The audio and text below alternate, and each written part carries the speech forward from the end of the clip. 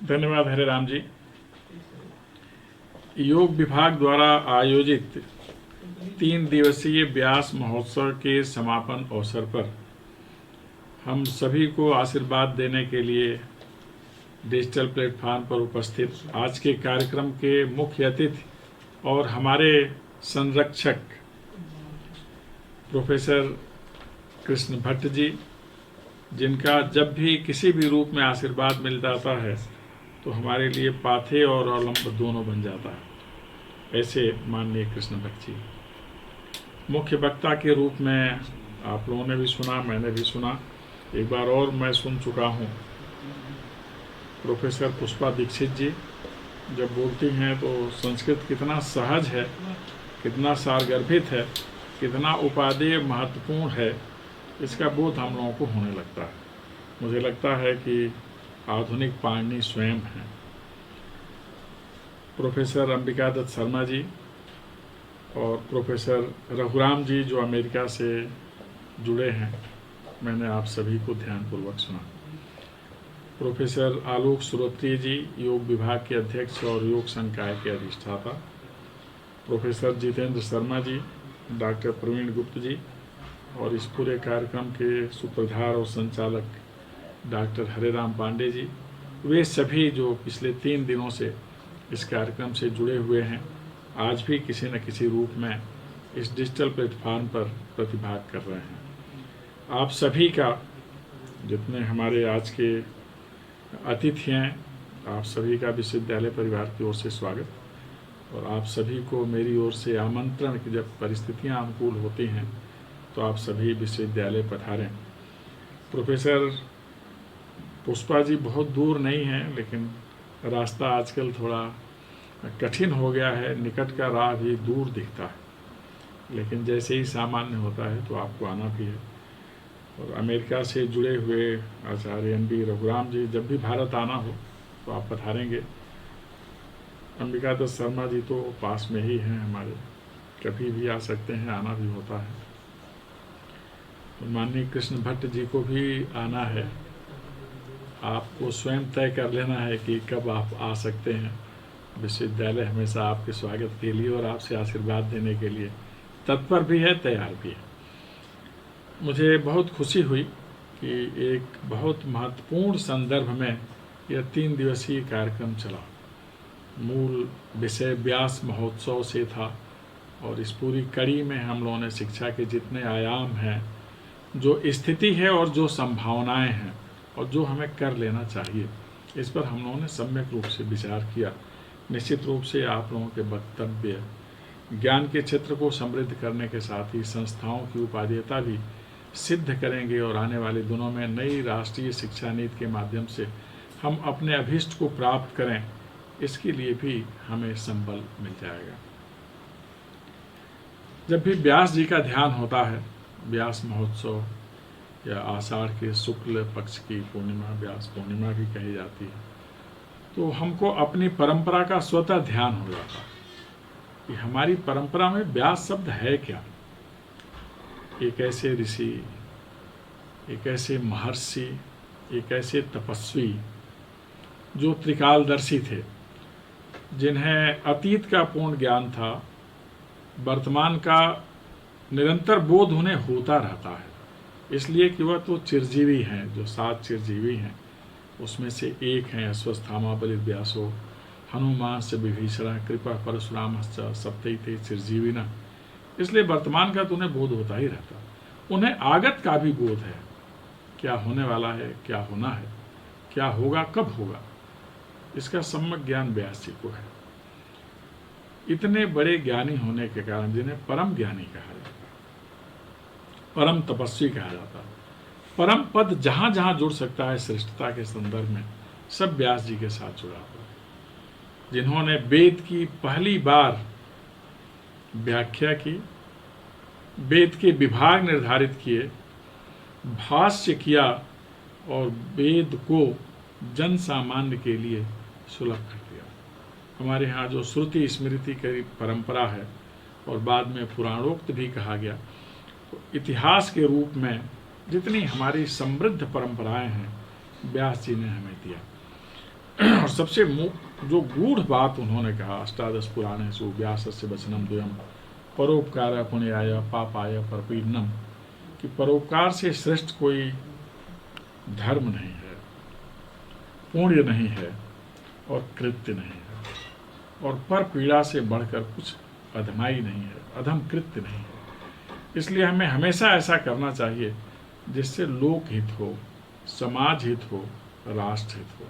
कभी इससे इतर सोचना भी नहीं चाहिए। ऐसे व्यास जी के बारे में जब विचार करते हैं तो भारत की सनातन परंपरा कितनी समृद्ध रही है, यह स्वतः हमें दिखलाई देने लगता है। उन्हीं के माध्यम से हम जानते हैं कि हमारे देश में ज्ञान, विज्ञान, ध्यान और अनुमान चारों के माध्यम से व्यक्ति पुरुषार्थ की जितनी संभव मान्यताएं, अपेक्षाएं हैं, सब प्राप्त कर लेता है। धर्म, अर्थ, काम और मोक्ष, त्रिताप से मुक्त हो जाता है, त्रिशूल से मुक्त हो जाता है। यह ज्ञान है, और इस ज्ञान का बोध कराने वाले व्यास जी और उनके माध्यम से परंपरा को विस्तार देने वाले वे सभी महानुभाव, मनीषी, महामानव जो निरंतर हमारा पथ प्रदर्शन करते हैं, निरंतर नमनीय है, वंदनीय है।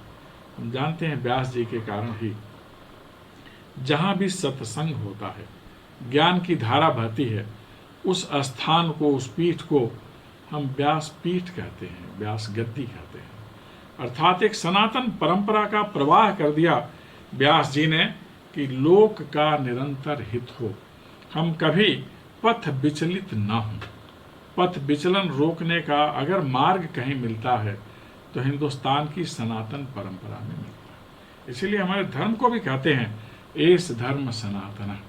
यह सनातन धर्म है जिसमें केवल सद्विचार, सद्विवेक, सद्गुण ही निहित है, इससे इतर कुछ है नहीं। और इससे इतर हटते हैं तो हम सनातन मान्यता के साथ न्याय नहीं करते, अपने साथ न्याय नहीं करते, राष्ट्र के साथ न्याय नहीं करते। इसीलिए हमारे यहाँ की परंपरा में समाज भी वंदनीय है, राष्ट्र भी वंदनीय है, सर्वोपरि व्यक्ति में ही हम परमात्म तत्व का दर्शन कर लेते हैं। हमारे यहाँ ज्ञान की जितनी शाखाएं रहीं, चाहे कला हो, साहित्य हो, विज्ञान हो, धर्म हो, धर्म भी हमारे यहाँ एक अध्ययन की विधा है। तो इसके माध्यम से हमने सर्वोन्नति का पथ खोजने का प्रयास किया, क्योंकि हमारे यहाँ जो ज्ञान का ध्येय है वह सर्वोन्नति है, और वही हमारे यहाँ शिक्षा व्यवस्था का भी ध्येय है, जिसे पर्पज ऑफ एजुकेशन कहते हैं, सर्वोन्नति, सर्वे भवन्तु सुखिनः। जो फिलॉसफी है हमारे यहाँ का, जो दर्शन है, जो शिक्षा का दर्शन है, वह विमुक्ति का दर्शन है।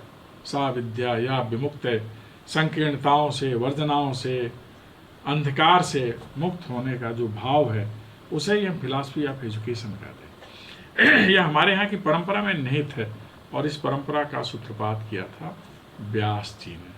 हर व्यक्ति में दृष्टि है, देखने की क्षमता है, लेकिन यह दृष्टि सम्यक दृष्टि कब बनती है?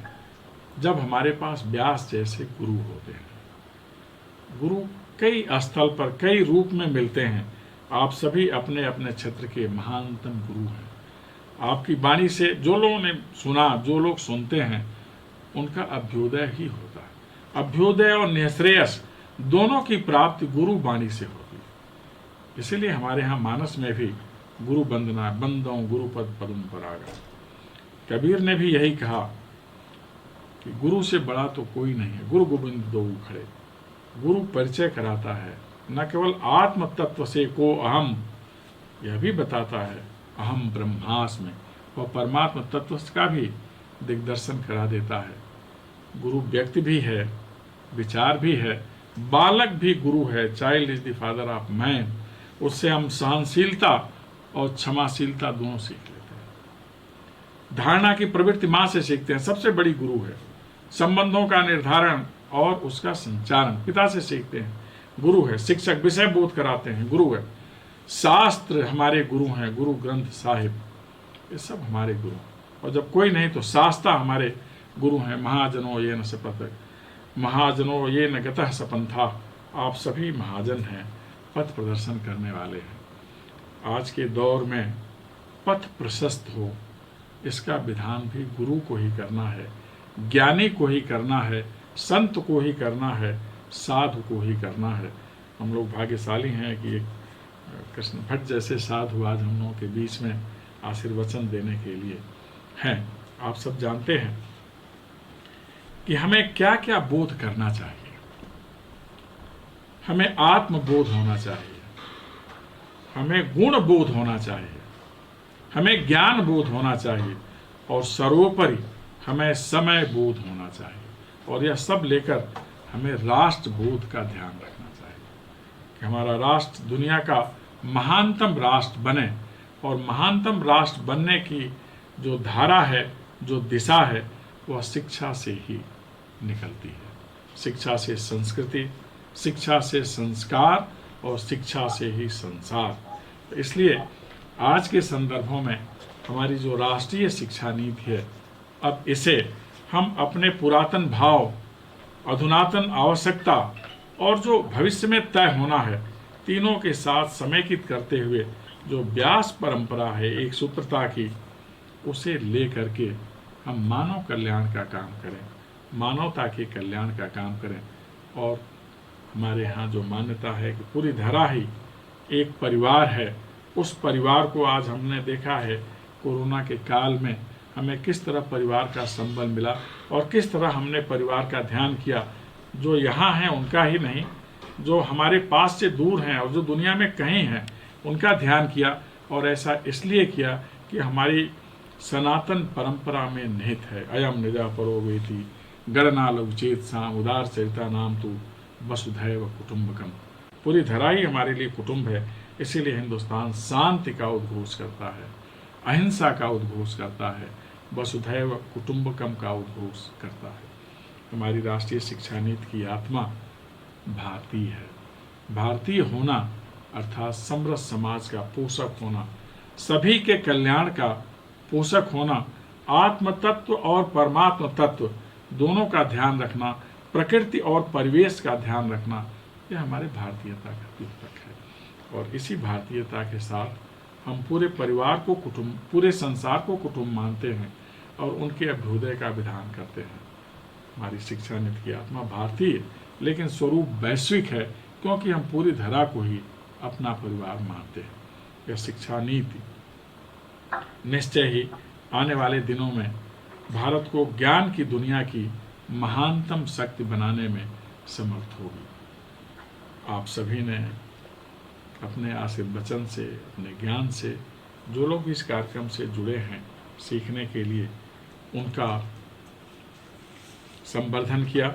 ऐसे में आचार्य भरत भूषण जी का भी मैं ध्यान करता हूँ। अंबिका दत्त शर्मा जी शायद जुड़ नहीं पाए थे, फिर भी उन्हें बहुत साधुवाद की, उन्होंने समय देने की बात कही थी, शायद कोई कठिनाई आ गई थी। और जो लोग भी जुड़े हैं, मैं सभी को विश्वविद्यालय की तरफ से साधुवाद और आभार, और एक बार सभी प्रतिभागियों का और आप सभी का निरंतर अभ्युदय हो। आप सभी जहाँ कहीं भी हैं सुरक्षित रहें, निरोग रहें और सक्रिय रहें, इसके लिए माँ नर्मदा से प्रार्थना। बहुत बहुत धन्यवाद। नमस्कार।